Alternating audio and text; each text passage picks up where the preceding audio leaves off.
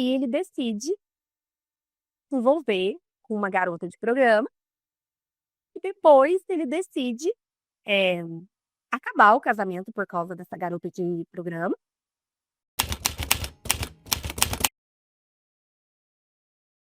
A minha infância, eu sempre acreditei que tinha sido uma infância perfeita, porque eu nasci no interior, dentro de uma casa com jardim, com pais que foram casados durante 40 anos, com irmãs, nós somos três meninas, então não teve nenhum menino.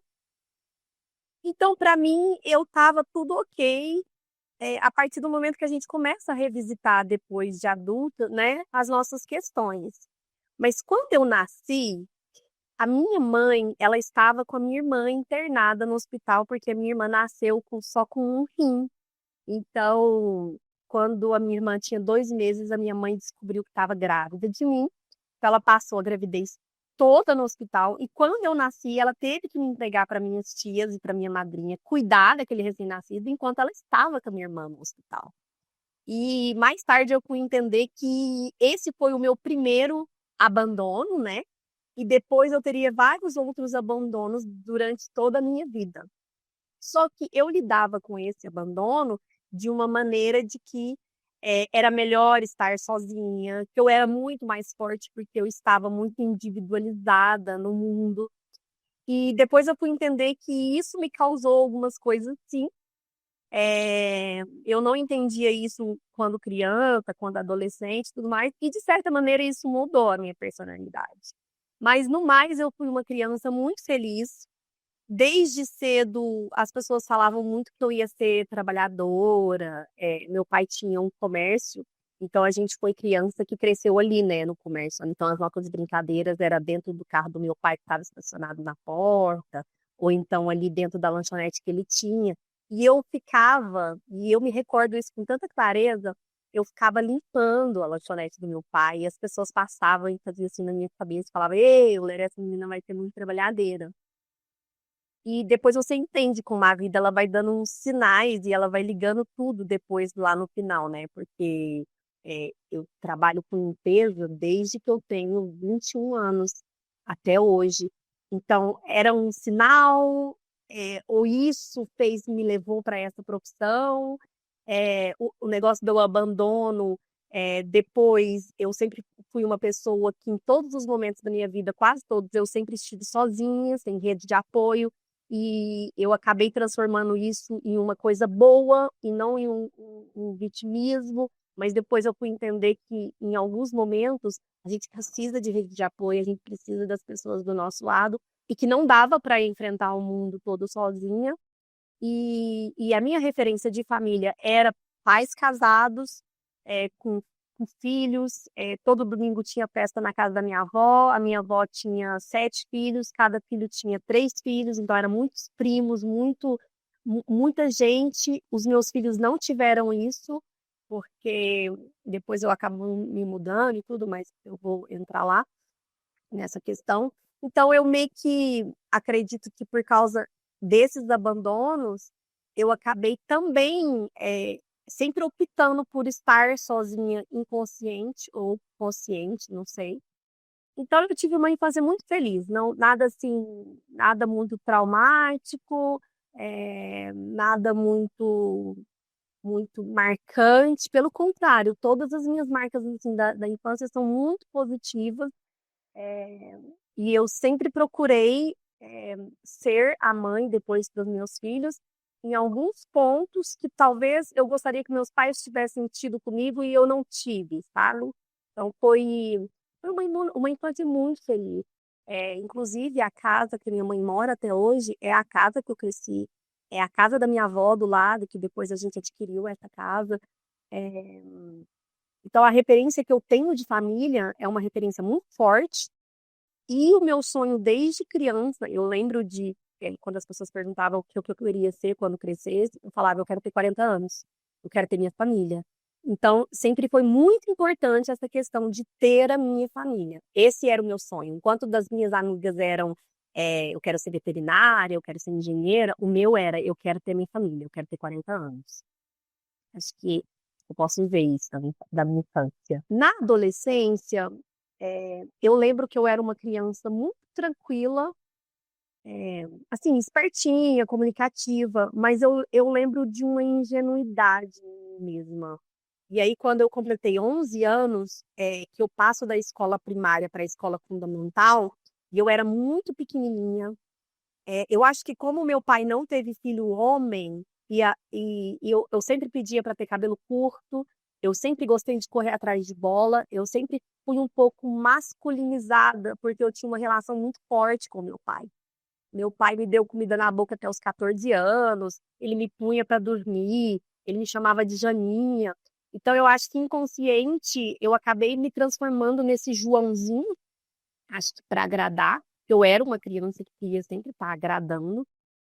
E, e aí eu entro nessa escola com 11 anos e eu começo a sofrer bullying, porque as meninas já usavam sutiã e eu não tinha ainda desenvolvido nada, porque eu era muito pequenininha, porque eu era muito magrinha, porque eu era uma criança ainda, no meio de outras crianças que já eram mais adolescentes, né? Porque essa escola ela era de quinta até terceiro colegial, e eu começo a me relacionar nessa escola com crianças mais velhas, sofrendo bullying, e aí eu desenvolvo um traço da minha personalidade, que é até hoje, que é um ataque para se defender, para meio que marcar o meu território e fazer com que aquele bullying acabasse, sabe, cessasse. Não era um bullying violento, mas era um bullying, tanto que eu carrego ele até hoje. Era piada, era todo mundo rindo de mim, mas eu não estava achando graça nenhuma. Então eu desenvolvi esse traço mais rebelde, mais provocativo. E olha, eu acho que 1,30 m e eu brigava com a escola inteira já na sexta série, porque durante a quinta série foi o bullying. Na sexta série eu me revoltei, falei, não vou aceitar isso mais, vou começar a ser uma criança problemática para que as pessoas me respeitassem. E eu lembro é muito consciente na minha imagem todos esses pensamentos meus, sabe? E aí eu criei uma popularidade, criei um respeito, mas era por ser a menina que começou a fumar com 14 anos, que ia na pracinha onde estavam todas as pessoas que gostavam de rock and roll, enquanto as outras crianças da minha escola gostavam de outro tipo de música. Então eu levei a fama de ser maconheira e eu ainda não era maconheira. As pessoas todas achavam que eu já era uma pessoa que tinha uma vida sexual ativa e eu fui perder minha virgindade com quase 18 anos. Então eu criei toda uma imagem para me defender. Essa imagem funcionou, mas eu passei a minha vida inteira sendo essa pessoa que, é, que a imagem não representava quem realmente eu era, sabe? Então eu ganhei fama de encrenqueira, eu ganhei fama de maconheira, eu ganhei fama de, você é muito doidinha. Eu sempre escutei isso de muita gente. Você é muito doidinha, você é muito louquinha, você é maconheira, você é isso. Só que eu não era nada daquilo. Mas a imagem que eu passava, e minha mãe dizia isso, você passa uma imagem de uma pessoa que você não é. E realmente eu tenho essa consciência, porque até hoje eu me pergunto, quem eu teria sido se não tivesse acontecido isso comigo? Mas a vida não tem uma vida paralela, a gente não, essa é a minha história. E graças a Deus, esse traço da minha personalidade que eu carrego até hoje, ele é o responsável por eu ter conseguido tudo que eu consegui na minha vida. Então, até que ponto a gente também quer eliminar defeitos que é a base da nossa característica e responsável pelas grandes conquistas da nossa vida, né? Porque às vezes é preciso um pouco de energia, essa energia da rebeldia, do caos, da revolta, até da raiva, para se atingir alguns objetivos. Ainda assim, foi uma adolescência muito feliz, eu fui uma pessoa muito livre, eu sempre fui uma pessoa rodeada de gente popular, comunicativa, mas eu sempre gostei e alimentei a minha individualidade. Então, eu me movimentei em vários grupos nessa época, as patricinhas, os maconheiros, os roqueiros, eu sempre fiz esporte, então eu estava muito com o pessoal do esporte, mas ainda assim mantendo essa minha individualidade que vem, acho que dessa parte da minha infância, que eu não tive aquela estrutura do recém-nascido, e que em alguns momentos ela vai aparecer. Como eu era uma criança que os hormônios demorou para desenvolver, né? Eu acho que eu me menstruei com 15 anos, eu quase não tinha seios, né? Então demorou demais para despertar o interesse dos meninos. Eu acho que eu dei meu primeiro beijo com uns 14, e aí, com 15, 16, eu entendi que os meninos começaram a se interessar por mim. E aí eu também saí beijando todo mundo. Na nossa época, a gente não transava, né? A gente só beijava, o famoso ficar. E aí eu fiquei com todos os meninos que eu tinha vontade. Acho que por eles não se interessarem por mim na pré-adolescência e depois na adolescência eu perceber que eles começaram a se interessar, acho que eu não quis perder tempo. E aí eu saí beijando todo mundo, né? E aí, mais uma vez, se construiu uma imagem de uma menina que eu não era, né? E que um rótulo que foi colocado em mim. Eu pegava todo mundo. O que é cruel, né? De uma criança de 15 anos. E o meu primeiro relacionamento foi com. Eu perdi a minha virgindade com 17 anos. Foi um namorico, eu queria perder porque queria perder porque queria perder. Era mais curiosidade do que um momento, uma romantização. Foi muito legal. O menino foi muito legal comigo. E, e, e por estar tão à vontade com aquele momento, estar tão feliz, eu acho que eu me considerei uma adulta a partir daquele momento, né? Então foi muito legal, tenho uma lembrança muito legal quando eu perdi minha virgindade. E depois eu conheço o meu primeiro namorado. Eu comecei a trabalhar no shopping como vendedora, ele também trabalhava, e aí a gente se conheceu. Ele não era de Berlândia, ele era ele era de Londrina, ele estava morando aqui. A gente começou a se relacionar, e 6 meses depois ele resolveu voltar para Londrina. E aí eu fui embora com ele.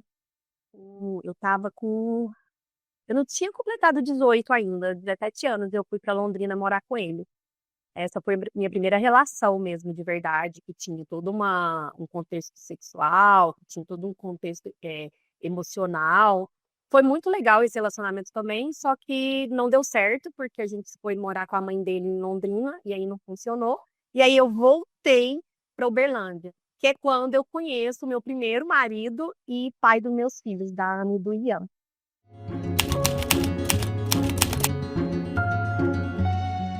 Conheci o pai dos meus filhos também lá no shopping. Eu volto de Londrina, começo a trabalhar de novo no shopping e eu conheço ele. E é muito fácil você analisar depois de tudo que aconteceu, mas todos os sinais estavam lá. A minha mãe chegou a verbalizar uma vez que aquilo não ia dar certo. Mas, como eu também tinha uma personalidade muito forte, eu nunca ia aceitar conselho de ninguém. E até hoje eu sou assim, eu não aceito conselho de ninguém. E a gente começou a se relacionar e ele sempre deixou claro para mim que ele não queria namorar. Ele não queria namorar, que ele gostava ainda da ex-namorada dele. E, na verdade, quem insistiu foi eu.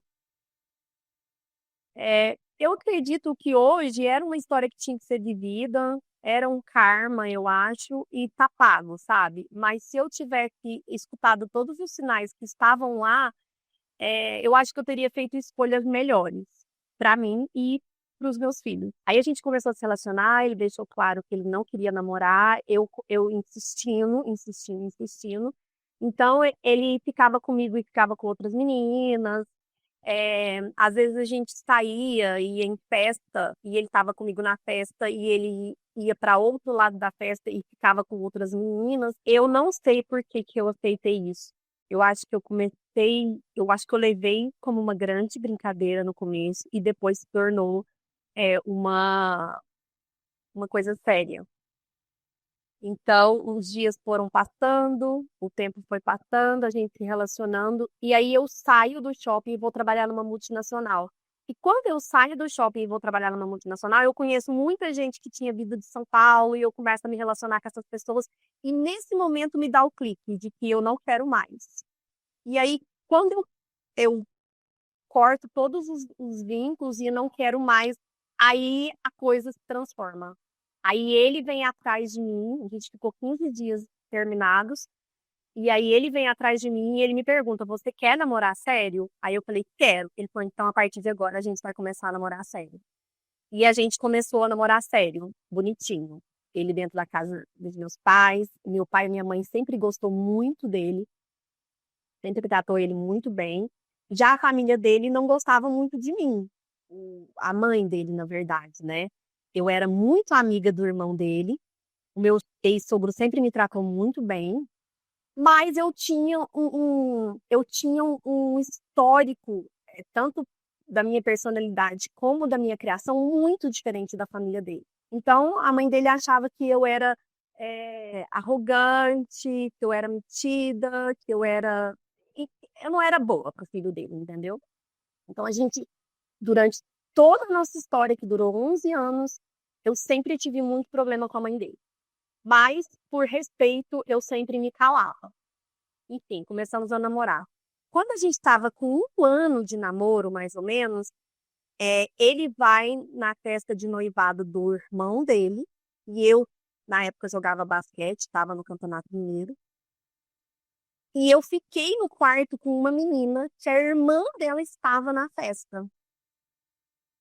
Isso no final de semana. Quando foi na segunda-feira, a menina me ligou, essa minha amiga, e falou assim: Ó, minha irmã estava na festa e a minha irmã disse que ele ficou com a ex-namorada dele.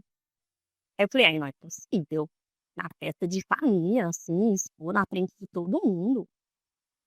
E aí eu vou e ligo pro irmão dele, que era o noivo, né? E que era amigo dessa menina, e pergunto. E ele falou assim: ficou. Eu não sei se ele estava tendo prazer em fazer aquilo. Eu não sei se ele soltou sem querer, o que eu não acredito. E aí eu fiquei assim, muito triste, muito decepcionada, porque além dele ter me traído, ele me traiu na frente da família dele inteira.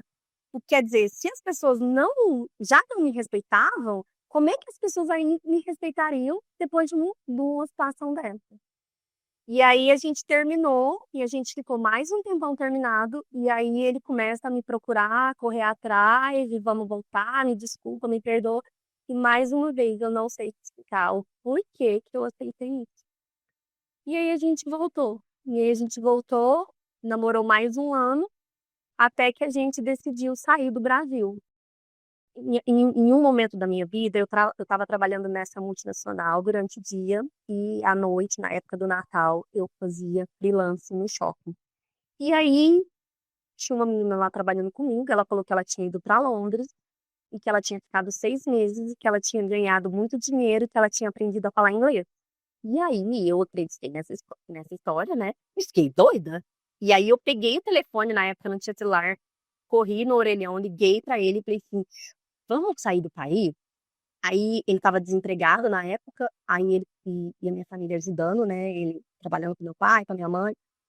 E aí ele falou: Uai, vamos. Eu falei: Ah, eu tenho uma amiga em Londres, eu vou falar com ela e a gente vê como é que a gente faz. Mas era um sonho, assim, eu nem sei se estava acreditando muito naquilo.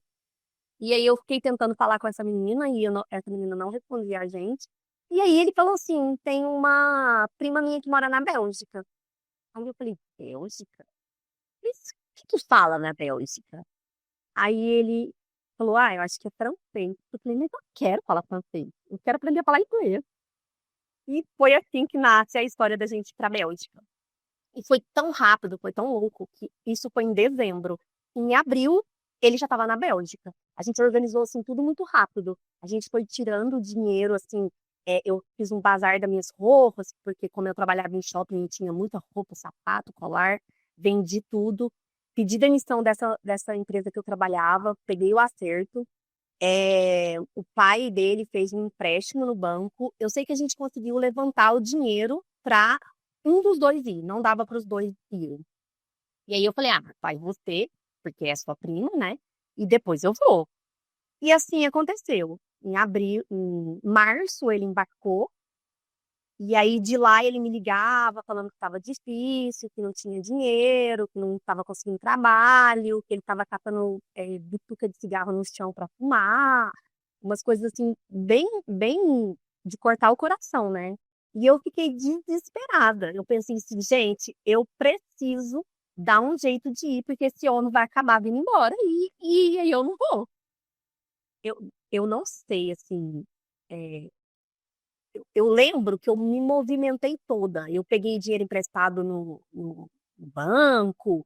Eu sei que 15 dias depois eu estava com a minha passagem na mão, com US$ 500 na mão e indo embora. E falei para ele, tô chegando aí, quando eu chegar aí, a gente vai bater de porta em porta, a gente vai arrumar emprego, a gente vai conseguir. E não existe a opção da gente voltar para trás, da gente não dar certo. Porque eu sou muito orgulhosa, né? Eu odeio pedir desculpa, odeio não dar certo. Então, assim, na minha cabeça, vai dar certo. E aí, em abril, eu embarquei. Cheguei lá com US$ 500 na mão e um sonho, literalmente. Ilegal, não falava uma palavra de francês, nem de inglês, não conhecia ninguém. E eu tive muitos anjos nesse meu caminho. A gente chegou e a gente caiu no meio lá da comunidade brasileira. Tinha uma menina e elas moravam três meninas, mas elas trabalhavam durante a semana e então o apartamento delas ficava vazio. E ela falou para mim: vocês podem ficar aqui e vocês só vão começar a pagar quando vocês arrumarem um emprego. E aí a gente ficou no apartamento dessas meninas e, e engraçado, né? De todo esse relacionamento foi sempre assim. Eu sempre fiquei com tudo nas minhas costas. Era muito confortável para ele, porque eu chegava e eu resolvia.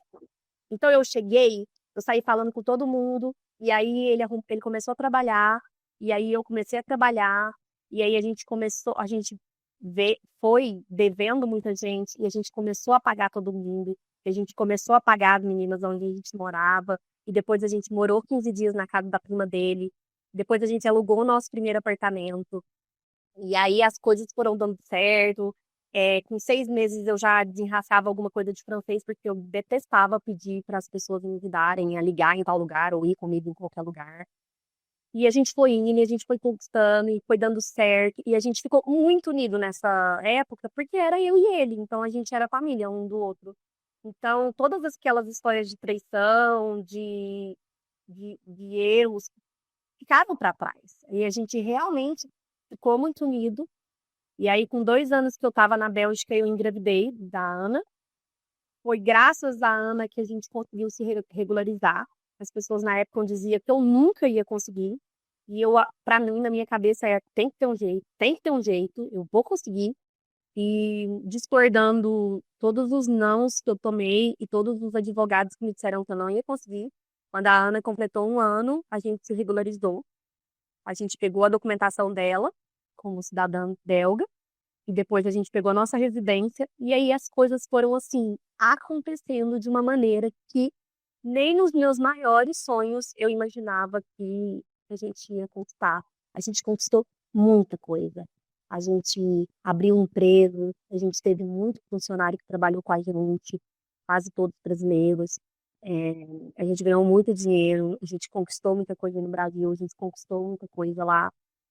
E estava tudo dando certo. A gente teve o nosso segundo filho, que foi o Ian. Então, assim, a gente estava com a nossa família.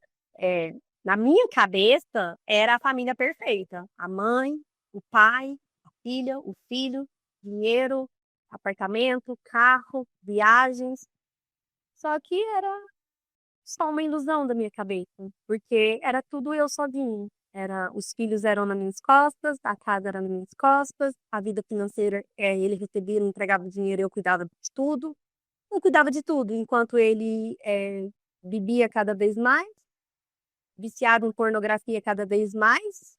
Eu fui me distanciando, eu não conseguia mais ter relação sexual, eu não conseguia ter mais diálogo, porque parecia que eu estava me desenvolvendo e ele não estava acompanhando o ritmo.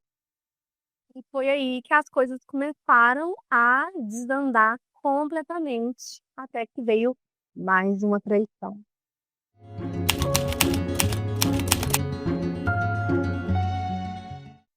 Durante esse período em que a gente conquistava as coisas, eu era uma mulher muito masculinizada. Eu sempre fui uma mulher muito masculinizada. Então, eu tinha minha empresa, que era, em um determinado momento, era só mulheres. Mas quando as coisas começaram a crescer muito, a gente carregava muita máquina. Então, eu precisei ter muitos homens na minha equipe. Então, às vezes, eu andava, nas caminhonetes com muita gente dentro do carro e nessas caminhonetes tinham homens, tinham meninos na equipe. E aí começaram as brincadeiras. é, Ele nunca foi ciumento, ele nunca foi assim, ele nunca desconfiou de mim nem nada. Mas as brincadeiras começaram a mexer tanto com a masculinidade dele que ele começou a ficar muito. é, Ou ele me ignorava, ou ele era violento. Mas não aquela violência física que você consegue detectar, de início, assim. Era uma violência mais emocional, é, de não me defender, de não estar do meu lado, de acreditar no que as pessoas estavam dizendo. Então, assim, eu tive caso com a Bélgica inteira. O meu cunhado, ele conseguiu fazer com que essa narrativa se tornasse uma verdade aqui no Brasil, né? Então, aí se a mãe do meu ex-marido não gostava de mim, aí que ela não gostava mesmo. Então, assim, então se levantou possibilidades em que talvez os meus filhos não eram filhos, sabe assim? Eu sofri muito na minha gravidez por causa dessas conversas, por causa dessas fofocas. É, eu era uma menina de 23 anos, eu não sabia muito me defender, e quando eu me defendia, parecia que eu era histérica, que eu era louca.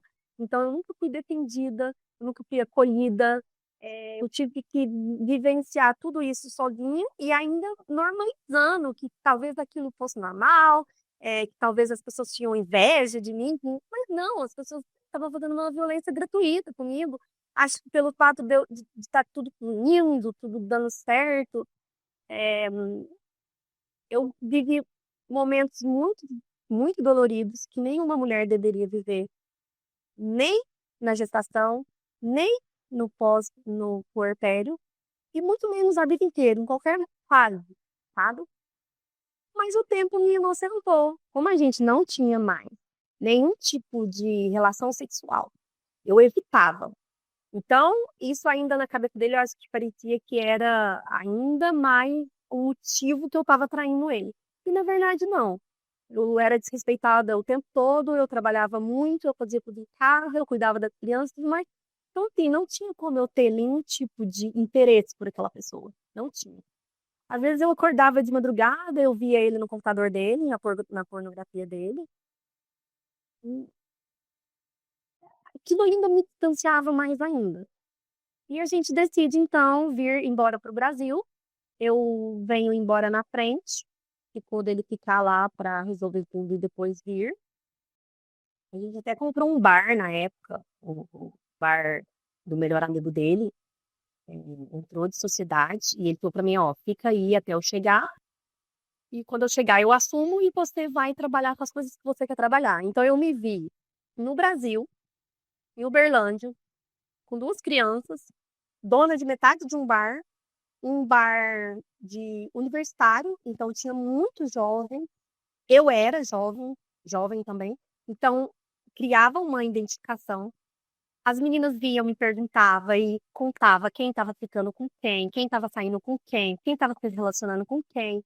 Eu tinha pulado uma parte da minha vida, né? Eu não tinha ido para a universidade, eu não tinha tido é, a minha fase jovem, eu estava trabalhando, estava cuidando de casa, de criança, correndo atrás de dinheiro. Então eu pulei essa etapa da minha vida. Quando eu vivia ali no meio daqueles universitários e tudo mais, eu me vi fazendo um resgate, mas em momento nenhum eu desrespeitei ele, em momento nenhum eu traí ele.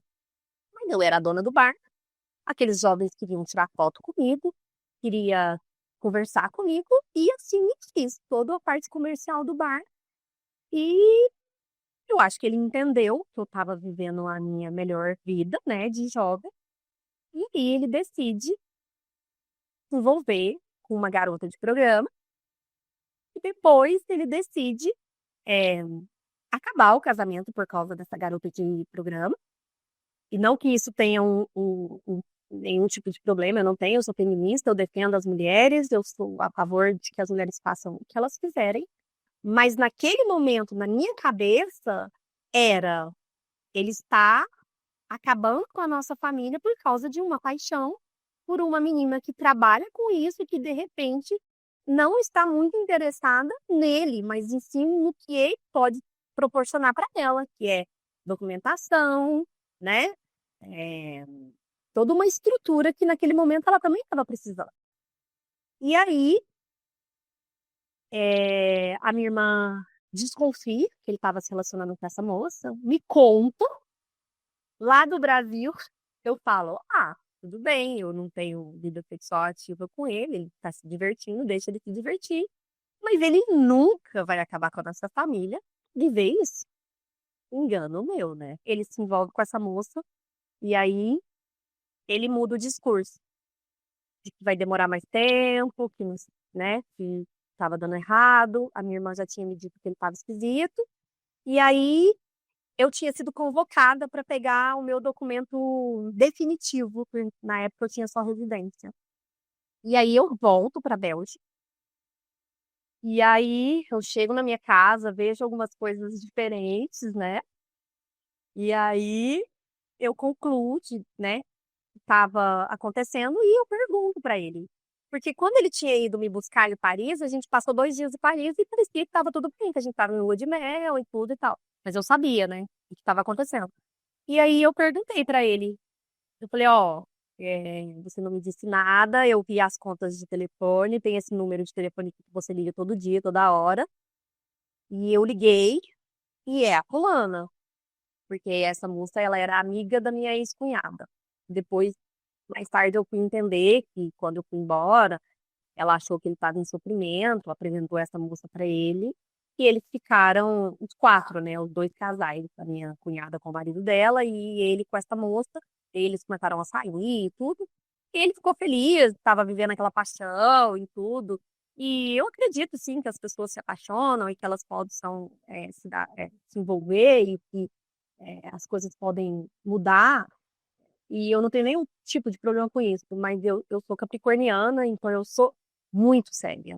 Então as minhas coisas são feitas assim, muito certinho. E eu achava que ele não tinha sido, que ele não tinha feito as coisas como deveria ser feito. Acho que ele não tinha coragem para fazer mesmo, acho que ele foi um covarde. Só que quando eu perguntei, ele confirmou, ele não negou. Ele falou, é isso mesmo, eu tô ficando com ela, eu tô gostando dela, e a gente estava com muito problema e tudo mais. E aí ele optou por continuar a relação com ela, e eu optei por sair daquele casamento, que era uma coisa que eu queria. Eu não tinha coragem, porque como família era tudo para mim, eu jamais terminaria aquele casamento. Muito provavelmente eu estaria casada até hoje se isso não tivesse acontecido. Então eu aproveitei o bonde para sair e achava na época e ainda acho até hoje que eles combinam muito mais do que eu com ele, porque eles gostam das mesmas coisas, eles gostam do mesmo ritmo de vida, eles têm as mesmas escolhas, os mesmos gostos, os mesmos hábitos. Então eu acho assim que tá tudo certo. Ele me acusa de não ter lutado por ele. Eu não tinha o porquê lutar. Então, sim, ele tem razão. Eu não lutei por ele. Eu achei melhor mesmo acabar aquele casamento. E aí fui viver esse divórcio. Eu sofri a ruptura, mas eu não sofri a ruptura como eu deveria ter sofrido. E mais tarde, quando o meu segundo casamento acabou, eu acumulei essas duas dores. E aí sim eu sofri de verdade.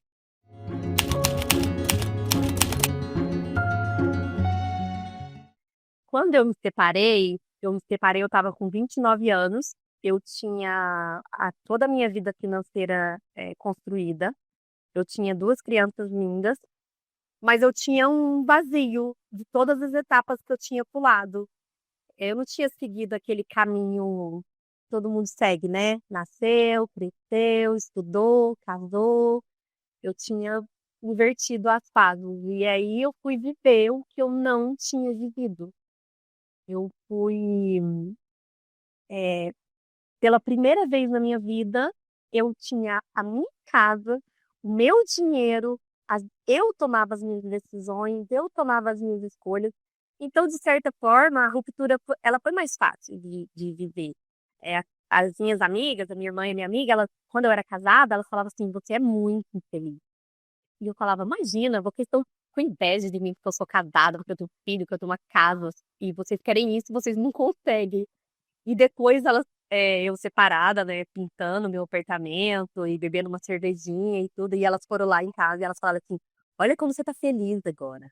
E realmente, eu tava muito feliz, eu tava livre, eu tinha concluído a minha missão e eu tava livre, livre para viver o que eu quiser. Tive alguns namoricos rápidos, é, mais uma vez eu era muito certinha, então eu não queria apresentar meus filhos, só quando eu tivesse certeza.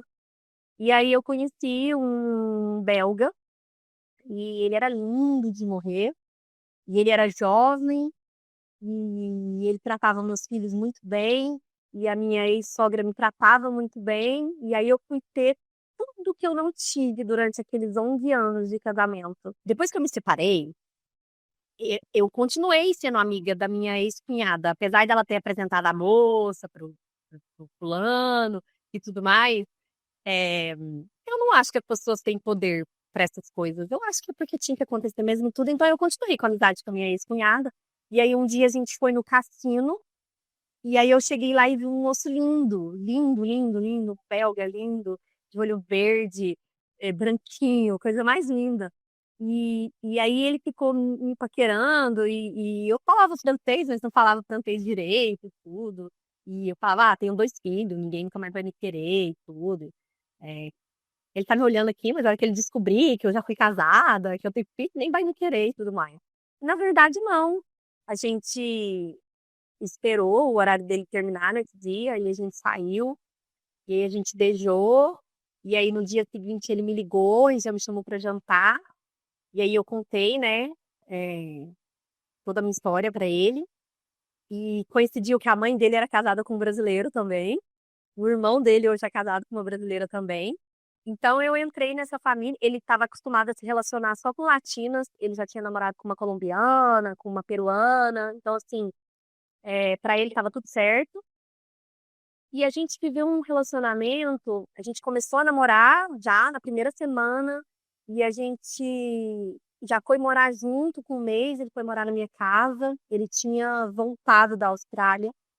Então ele estava retomando a vida dele na Bélgica e a gente parecia um casal assim de adolescente. As pessoas paravam a gente na rua e ele me tratava igual uma princesa. Quando eu conheci é Harold o nome dele, mas eu chamava ele de Haroldo para encher o saco dele. E a gente mantém hoje uma amizade até hoje. Eu mantenho uma amizade com a família dele até hoje. Inclusive o meu marido atual tem um relacionamento com o meu ex-cunhado, com a minha ex-sogra e tudo. E, os europeus, eles são muito diferentes, eles são educados de uma maneira muito diferente. Então, a masculinidade deles não é tóxica da maneira que é do brasileiro. É, eles são muito mais de respeitar a individualidade do outro. Não que isso não teria sido um problema depois, porque dá os choques culturais, mas eu fui tratada como uma princesa. É, eu fui respeitada por quem eu era, sabe? Ele gostava do jeito que eu era. A minha personalidade não era um problema para ele. A minha personalidade não era um problema para minha sogra. Os meus filhos não eram um problema para minha sogra. A minha sogra acolheu meus filhos como se fossem netos dela. O meu ex-cunhado era um menino de 13 anos. Eu vi esse menino crescer. Então, hoje, ele é uma pessoa importante na minha vida. E ele casou com essa menina brasileira e essa menina se tornou uma amiga minha. Então, assim, tinha tudo para dar certo. Mas ele também tinha um problema com o álcool. Ele era barman no cassino, então ele já trabalhava com bebida. Então, quando ele saía do trabalho, às vezes ele trabalhava às 10 da manhã, às vezes ele trabalhava às 14 horas, às vezes ele trabalhava às 11 da noite. Então, além dos horários dele é, não não tinha uma rotina, isso afetava ele mentalmente. E quando ele saía do trabalho, ele precisava, igual a gente sai do trabalho às 18 horas. Você leva um tempo antes de dormir. Ele falava pra mim, ele falava, Zanaína, eu não conseguia sair do trabalho e vir pra casa dormir. Às vezes ele chegava 9 horas da manhã, ele saía do trabalho, ia beber com os amigos pra dar uma relaxada pra chegar em casa pra dormir. E ele chegava com o café da manhã na mão com flor. Mãe deu que tava surtada dele chegar de fogo. E 9 horas, na minha cabeça, ele tava chegando 9 horas da manhã bêbado. Eu não conseguia pensar assim, nossa, mas ele trouxe café da manhã. Nossa, mas ele tá relaxando depois do trabalho. Não, mas é só uma fase, depois ele vai mudar de emprego. Eu não conseguia, porque eu não tinha vivido o luto do meu casamento, eu não tinha vivido o divórcio. Eu simplesmente fui namorando uma pessoa atrás de outra e me relacionando. Então, eu acho que eu também não estava preparada para aquilo, sabe? Não tinha como eu fazer esse ponto, porque eu não estava preparada. E aí, um dia ele chegou, não, um dia nós saímos, eu fui encontrar com ele depois do trabalho, nós saímos, aí a gente bebeu lá com os amigos dele, e depois eu peguei meu carro para ir embora, e ele foi para pegar o carro dele para ir embora. E ele sumiu. E ele chegou em casa meio-dia. E eu perguntava para ele onde ele estava, e parecia que ele tinha dado uma amnésia de bebida, sabe? E aquilo ali foi o ponto-chave. Eu falei, não quero viver isso daqui, não vou viver isso daqui. Eu tenho duas crianças de casa, eu preciso manter esse ambiente saudável para os meus filhos. E foi a última vez. Isso foi alguns dias antes do dia 31 de dezembro de 2014. Ele, foi uns 10 dias antes que aconteceu isso. E no dia 31 de dezembro de 2014, eu coloquei aquele filme Comer, Amar, não, Comer, Rezar e Amar. Eu assisti aquele filme chorando e eu falei, é isso que eu tenho que fazer. Por mais que você ame uma pessoa, por mais que você queira ficar com uma pessoa, se não está funcionando, se não vai funcionar, se vai te fazer sofrer, se não está alinhado com o que você quer, você precisa sair disso. E eu falei, eu vou sair disso. Quando ele chegou em casa, no dia 1º de janeiro de 2015, eu falei pra ele, ó, eu vou sair e quando eu voltar, eu não quero você aqui mais. Acabou. Ele falou, tá bom. E eu saí, era inverno, tá, na Bélgica. Eu fui pra praia, 1 hora mais ou menos de Bruxelas, da praia. Eu lembro de caminhar, assim, na água, não sentir dor, chorar e saber que aquilo ali ia mudar completamente a minha vida. Mas eu falei, tem alguma coisa lá na frente. Tem alguma coisa maior lá na frente. E quando a gente tem coragem de tentar a vida não te nega a plenitude. E assim eu fiz. Quando eu voltei para casa, ele não estava lá mais. As coisas dele tinham tirado tudo. E aí eu ia viver os próximos 6 meses no, no verdadeiramente no inferno. Eu falo que só precisa de religião quem não conhece o inferno. Porque quem conheceu o inferno tem a fé em si mesma, não precisa mais de religião. Foram 6 meses de luto. A ruptura, ela dói, né? Ela dói em vários sentidos. Quando eu me separei a primeira vez, eu tinha toda uma vida que eu queria viver. E quando eu me separei da segunda vez, eu tinha vivido essa vida que eu queria viver. E eu não tinha uma visão, assim, do futuro. Eu só pensava, e agora? Eu demorei 6 meses para abrir a janela do quarto, porque eu não queria que o cheiro da pessoa saísse. Demorei para trocar lençol. A gente tinha um bar na casa, como ele era barman, a gente tinha um bar, ele sempre trazia as bebidas de bar. E aí Ele levou esse bar todo, o bar ficou vazio. Eu olhava para aquele bar, sabe, que, nossa, a gente planejou tantas vezes fazer noite de coquetel, a gente fez com várias amigas.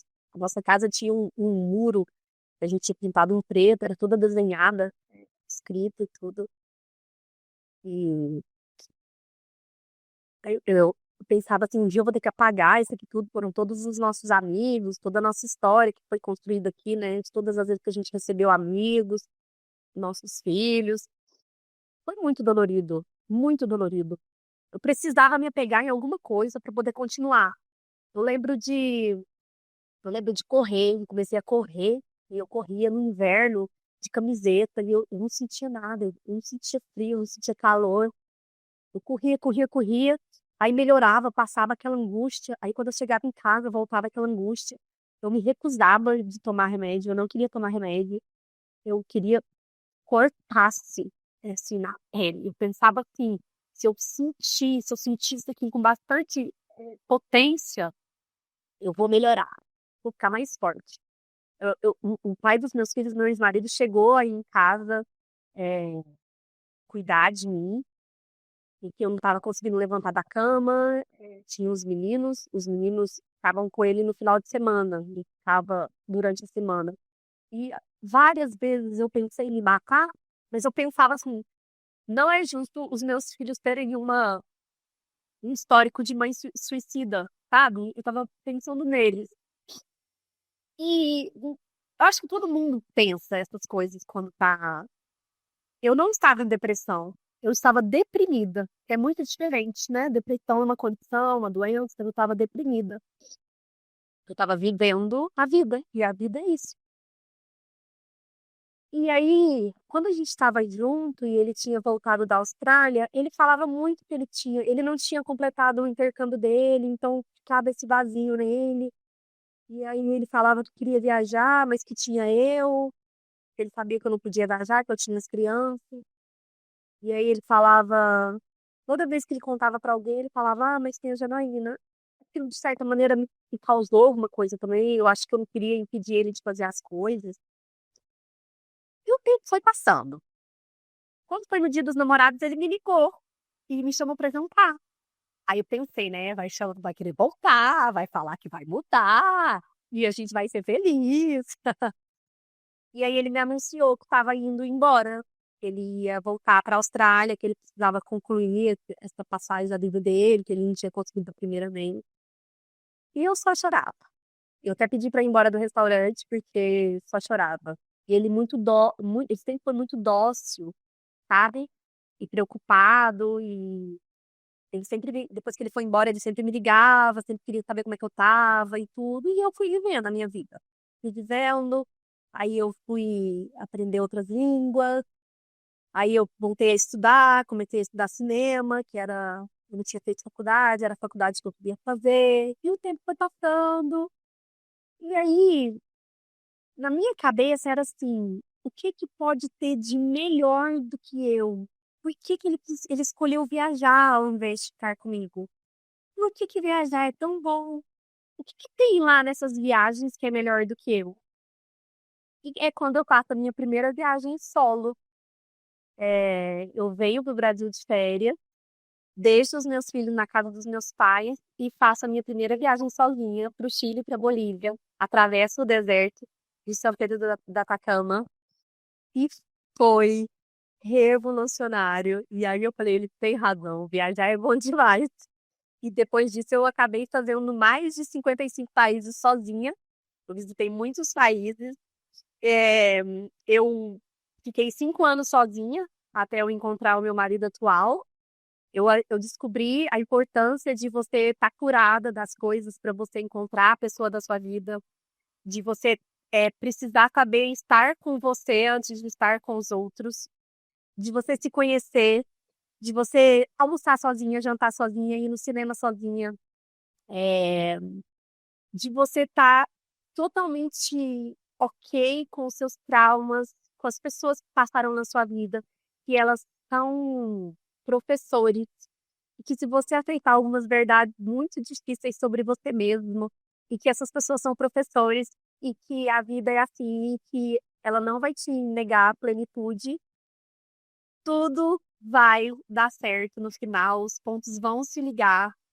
E eu preciso agora contar para vocês uma coisa que foi muito importante antes de eu encontrar o meu marido atual, que foi ter ficado sozinha, mas nesses 5 anos que eu fiquei sozinha, a gente tá solteira, mas a gente nunca tá sozinha de verdade, né? Aí eu conheci uma pessoa, depois de 11 anos, 11 anos, ó, depois de tudo 11, né? Meu casamento durou 11 anos. Depois esse meu segundo casamento, que a gente morou juntos, estava noivo, mas eu considero um casamento também, foi um relacionamento. E aí eu fiquei 11 meses sozinha, sem beijar ninguém, sem me interessar por ninguém, porque eu achava que eu não ia conseguir mais me interessar por ninguém. Ninguém me despertava, assim, nada. E aí eu conheço essa pessoa, que foi uma pessoa que me proporcionou algo que eu precisava viver para realmente eu estar numa relação. É, eu estava num bar com os meus amigos, sentado na mesa, e aí eu brinquei com as minhas amigas. Eu falei assim: ah, quando eu for lá de fora, eu vou trazer um boy. Eu vou conhecer um boy lá de fora e vou trazer ele para vocês. E vocês vão pagar uma cerveja para mim. Mas era uma brincadeira. E aí eu fui. E aí eu tava lá, na época eu fumava, e aí eu atendi um cigarro. Como foi? Não sei se eu acendi. Eu me encostei na parede e acendi o cigarro. E eu tô lá fumando meu cigarrinho, pensando na minha vida, e um rapaz vira. Quando ele vira, ele fica de frente pra mim. Aí ele falou: você tem fogo? Eu falei: tenho. E a gente começou a conversar. E aí eu falei pra ele: olha, eu falei pras minhas amigas que eu ia levar um boy lá na mesa e você podia ir comigo que elas vão pagar uma cerveja, eu vou fazer ela pagaria uma cerveja pra você também. E aí ele foi comigo, a gente sentou na mesa, bebemos uma cerveja e a gente já começou a conversar. Era um francês, isso aqui no total sentido lá na frente. E a gente começou a conversar e foi a primeira vez que eu fiquei com alguém no primeiro encontro, porque eu achava que não podia transar no primeiro encontro, que não podia ir rápido demais nas coisas, e que não podia isso, não podia aquilo, mas já tinha se passado tantos anos, eu já estava livre em tantos sentidos, eu precisava estar livre como mulher, com a minha sexualidade, que não tinha problema nenhum eu transar no primeiro encontro.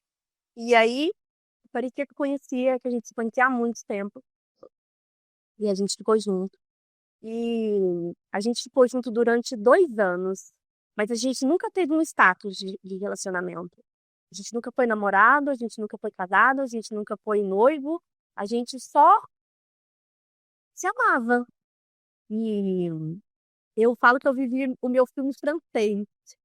Ele era pianista, então eu ia para casa dele, ele tocava piano e ele colocava roupão de seda em mim, e ele abria vinho, e ele puxava a cadeira, e ele fazia um jantar, e ele me chamava de linda, e eu vivi todas as minhas questões sexuais e toda a minha sexualidade nesse relacionamento, até que as coisas começaram a caminhar e a gente precisava decidir se a gente ia ficar junto e ia construir uma relação de padrões ditas normais, né? Porque as coisas evoluem. Elas caminham para algum lugar em um determinado momento. Você não consegue. É normal da natureza. E, e apesar de ter todo um amor, toda uma paixão, todo o romantismo naquilo tudo que eu estava vivendo, não era ainda o cara que eu queria. Eu queria um cara que quisesse ter uma família. E uma família não nos moldes que eu tinha de referência, mas que quisesse ir para o mesmo rumo que eu queria ir também, sabe? De construir uma estrutura, de construir uma base e a gente ficar velhinho junto e a gente cuidar dos nossos filhos e depois os nossos filhos seguirem e ficar eu e ele, porque no final é isso. Vai ficar eu e ele.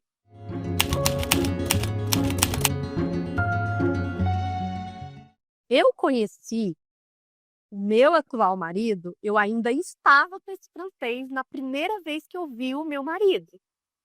Só que eu nem olhei para ele, porque eu estava em uma outra coisa. Essa, e eu falo para as pessoas, você precisa ficar sozinho e estar livre para você poder conhecer as coisas que estão prontas para você. Porque quando você está ocupada vivendo alguma coisa, às vezes o que era seu passa e você não percebe. Então, quando eu conheci o meu marido pela primeira vez, que ele era amigo de uns amigos e me apresentaram ele, eu tava nesse relacionamento com esse francês, então eu nem tchum. A gente trocou 2 ou 3 palavras. Eu lembro de ter olhado pra ele e falado, nossa, mas esse menino, ele parece tão jovem, não faz essas roupas de velho, com esse corte de cabelo dos anos 90. Instante, foi o pensamento que eu tive. E depois, eu fui ver ele de novo, acho que uns 8 meses depois. Terminei com esse francês, a gente decidiu cada um tomar o seu caminho, a gente nunca mais se viu, nunca mais se falou e tudo mais. E aí eu fiquei sozinha de novo, e aí eu conheci o grande amor da minha vida, Hiro, o nome do meu senhor de 70 anos, que na verdade é 10 anos mais jovem que eu, mas é um senhor que ele é muito conservador. É, é importante eu dizer que eu repetia para os 4 ventos que não existia homem para mim naquele país, porque eu falava brasileiro nunca mais, europeu não dá certo, eu vou ficar sozinha, porque não tem homem para mim nesse país. E eu estava é, convicta que eu tinha uma grande chance de terminar a minha vida sozinha, mas eu estava ok com isso também. Eu pensava, o que que eu vou fazer? Quando os meninos saírem de casa, o que que eu vou fazer? Eu vou continuar viajando, eu vou, sei lá, ser uma velhinha que vai trabalhar em hostel em cada mês, num país diferente, eu preciso me organizar. E aí já tinha conhecido, já tinha trombado com o Ciro.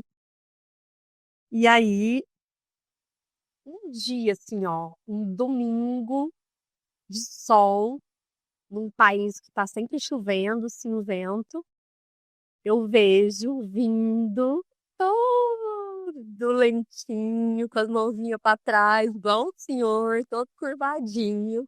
O Ciro. É ou não é nome de velho?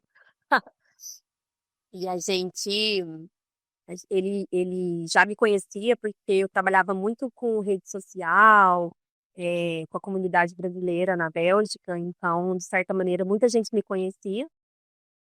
E aí, ele vem no horizonte, assim, todo bonitinho. 10 anos mais velho que eu, mas ele é muito mais velho na cabeça do que eu. E a gente tava, eu tava numa turma de brasileiro e ele tava em outra turma de brasileiro. E eu conheci uma menina que tava lá na turma dele, e eu comecei a conversar com essa menina, eu falei, ah, vamos pra ali, tá todo mundo lá, tá um monte de gente e tal. Eu comecei a conversar com um amigo dele, eu não tava conversando com ele. E em um determinado momento do rolê, né, do rolê, a gente começou a conversar, porque eu tava conversando com um amigo dele e ele estava conversando com uma amiga minha. E eu ainda fiquei dando risada, né? Que eu falei pro amigo dele, ah, o Ciro tá lá dando de cima da menina, mas ela não tem o hábito de estar com o brasileiro, não. Ali não vai sair nada.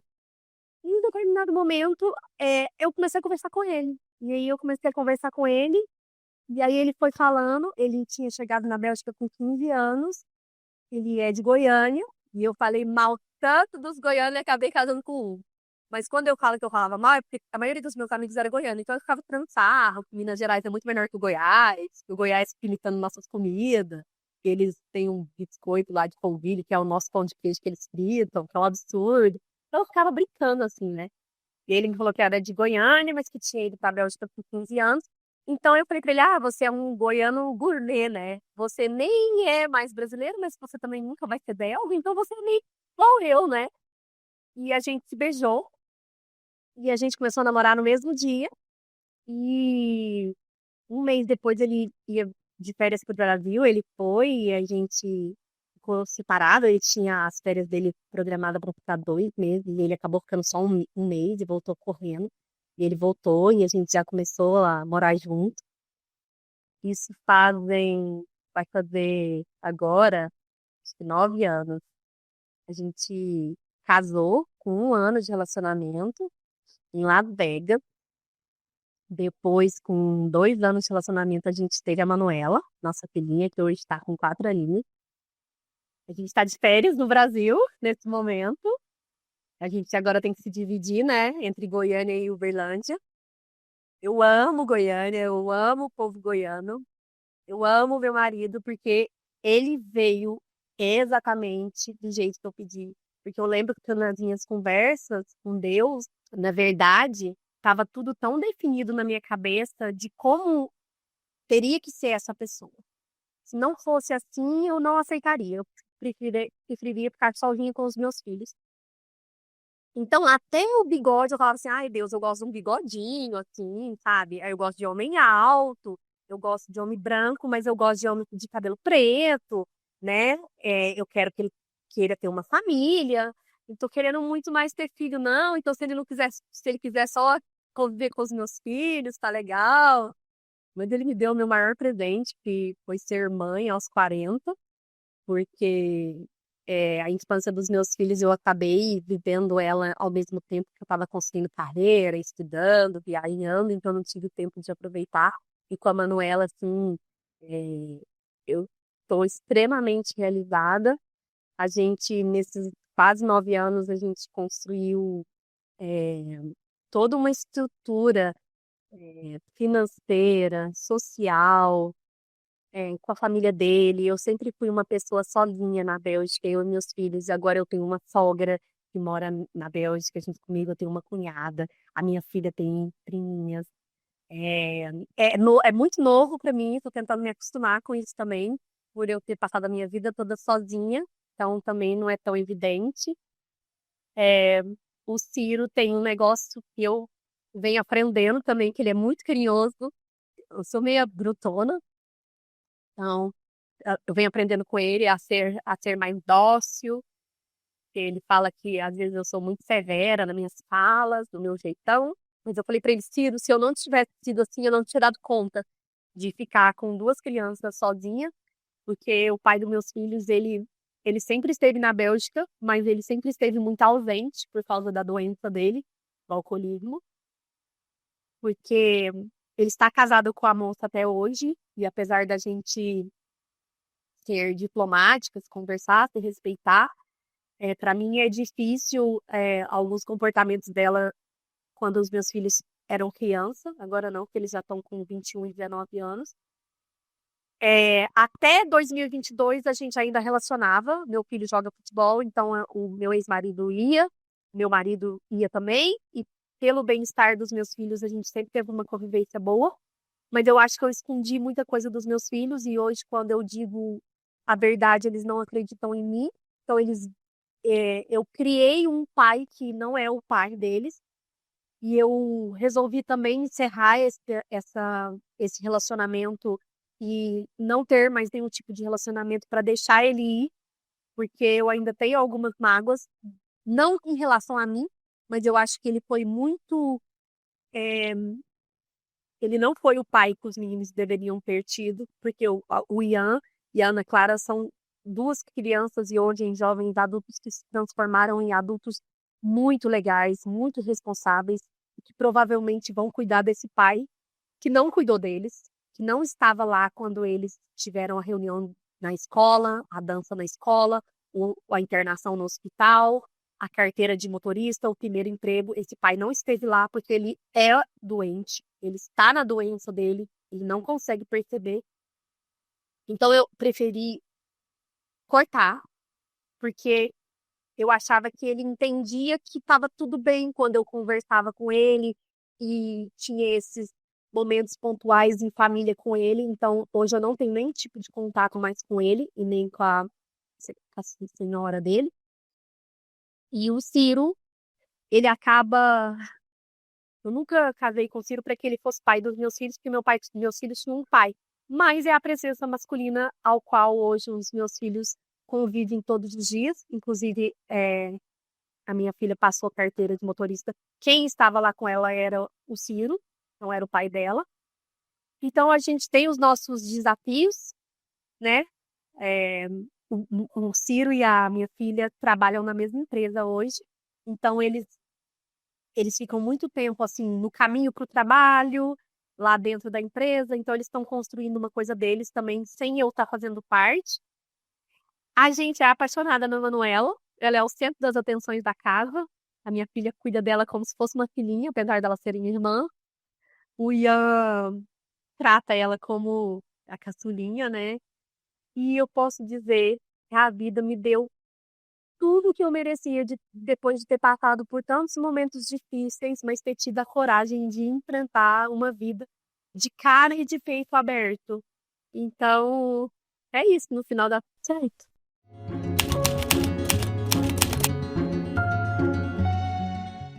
Eu queria dizer que durante muito tempo eu escutava as pessoas dizerem que a gente tinha que ter amor próprio.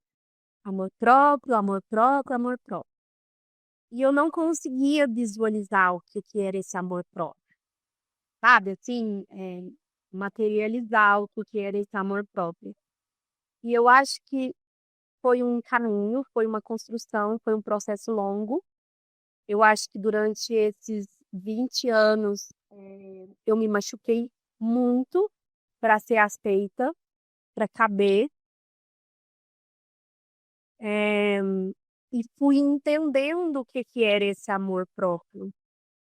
E esse amor próprio é uma construção que envolve muitos momentos de coragem, muitos momentos de dor, muitos momentos de solidão. A luta é individual, a luta é sozinho. Por mais que você tenha uma rede de apoio, que você tenha uma religião, que você tenha uma fé, na hora do vamos ver, é a gente com a gente mesmo. E eu sempre pensava que quando eu chegasse no meu 70, 80, e a única pessoa que eu teria que dar satisfação de tipo assim, e aí? Como é que foi? Era eu mesma. E eu não gostaria de ter nenhum tipo de arrependimento e vergonha comigo mesma. Então, por mais que às vezes seja difícil de sair de alguma coisa, saia. Sabe? Chore, descabele, corre, viaje, namore, se envolva, erra, quebra a cara e tudo. Ainda assim é melhor do que ficar numa coisa que a gente normalizou como bom e que na verdade é horrível. É horrível. Eu agradeço todos os dias por eh, eu não sair do casamento. Quem saiu foram o meu ex-marido que saiu, ajudado por alguém. E eu agradeço todos os dias por eles terem feito isso. E sabe por que que eu agradeço? Porque se não fosse eles, provavelmente eu estaria casada até hoje. Porque a ideia de que família era tudo faria com que eu me anulasse, faria com que eu escolhesse aquilo ali todos os dias, por mais que eu não tinha uma parceria, uma cumplicidade, é, uma vida sexual. Eu não tinha nada, eu só tinha uma ideia de família, que era uma casa com aquela estrutura ali, mas aquilo ali nada era verdade. E se eles não tivessem se retirado, eu estaria ali até hoje. Então, eu agradeço por isso ter acontecido comigo. E depois eu tive a coragem de entender que se eu não saísse de coisas que não eram para mim, eu não sairia. Então, hoje, eu estou muito feliz no meu relacionamento, mas se eu tiver que sair dele de novo, eu vou sair dele de novo. Eu vou me escolher todos os dias, porque eu sou a pessoa mais importante nessa vida. Depois vem os outros. Se eu não cuidar de mim, eu não consigo cuidar de ninguém. E outra coisa, ninguém vai cuidar da gente igual a gente cuida da gente.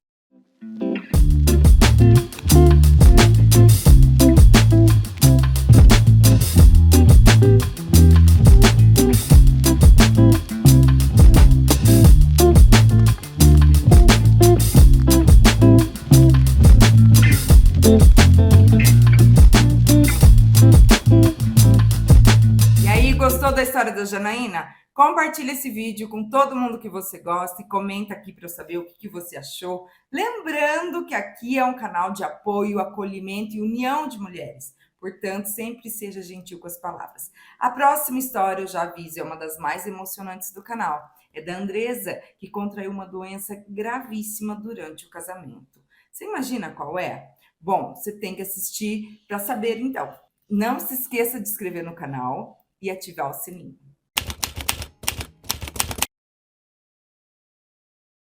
E naquele dia eu não só perdi a minha virgindade, mas eu também contraí HIV.